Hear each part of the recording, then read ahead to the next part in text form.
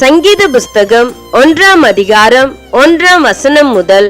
துர்மார்க்கருடைய ஆலோசனையில் நடவாமலும் பாவிகளுடைய வழியில் நில்லாமலும் பரிகாசக்காரர் உட்காரும் இடத்தில் உட்காராமலும் கர்த்தருடைய வேதத்தில் பிரியமாயிருந்து இரவும் பகலும் அவருடைய வேதத்தில் தியானமாயிருக்கிற மனுஷன் பாக்கியவான். அவன் நீர்க்காலங்களின் ஓரமாய் நடப்பட்டு தன் காலத்தில் தன் கனியை தந்து இலை உதிராதிருக்கிற மரத்தை போல் இருப்பான். அவன் செய்வதெல்லாம் வாய்க்கும். துர்மார்க்கரோ அப்படி இராமல் காற்று பறக்கடிக்கும் பதரை போல் இருக்கிறார்கள்.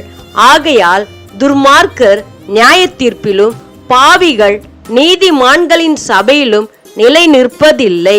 கர்த்தர் நீதிமான்களின் வழியை அறிந்திருக்கிறார், துர்மார்க்கரின் வழியோ அழியும்.